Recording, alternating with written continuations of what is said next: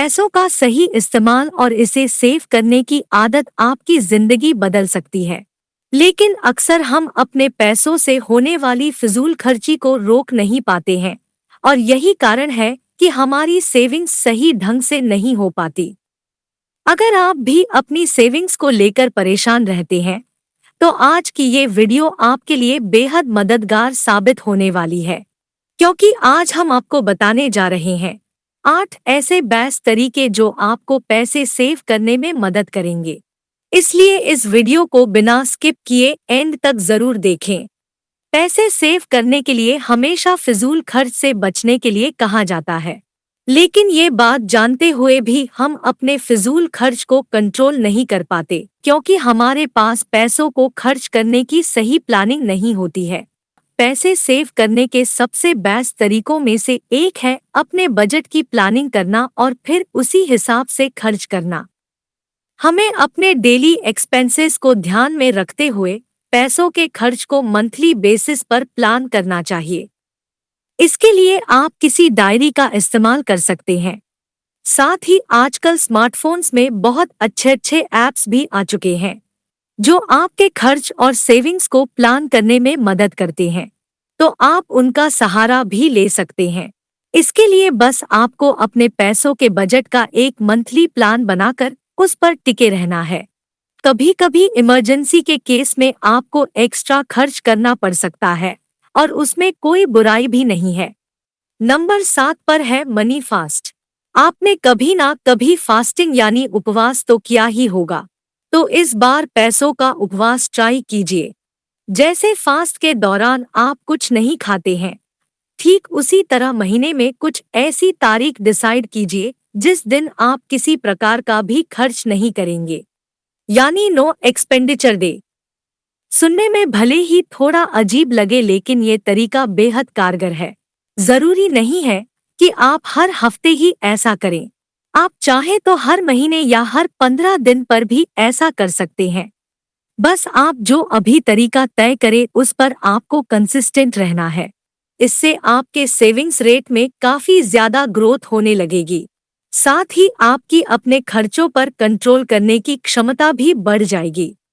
Number 6 पर है shopping list.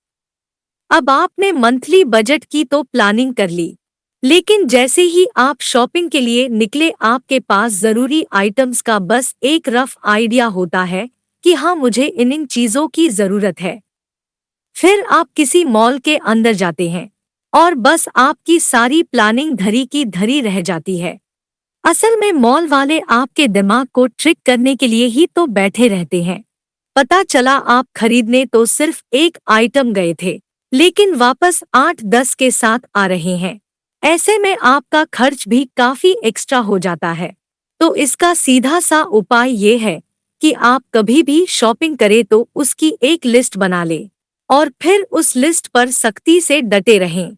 दूसरी चीज जो आप कर सकते हैं वो है ऑनलाइन शॉपिंग।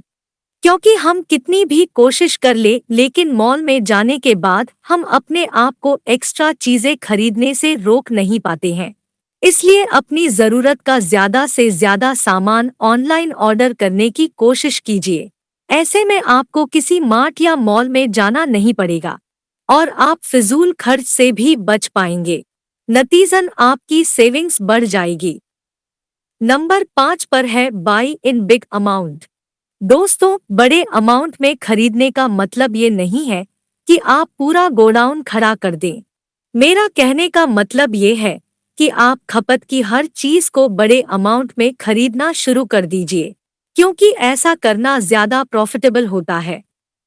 उदाहरण के तौर पर चायपत्ती का 1 केजी वाला पैकेट उसके 100 ग्राम वाले 10 पैकेट से सस्ता होता है, और ये बात डेली खपत के हर सामान पर लागू होती है। ऐसे में ये भी सेविंग्स करने का एक बहुत अच्छा तरीका माना जाता है। नंबर 4 पर है इन्वेस्टमेंट। ह्यूमन साइकोलॉजी है कि जब भी हमारी आंखों के सामने पैसा होता है तो उसे हम खर्च करने से खुद को रोक नहीं पाते हैं, और ये बात बिल्कुल सच है।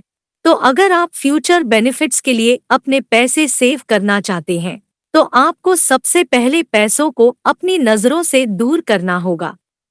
कहने का मतलब ये है कि अपनी सेविंग्स को किसी ऐसी जगह लगा देना जहां आपका उन पर डायरेक्ट कंट्रोल ना रहे।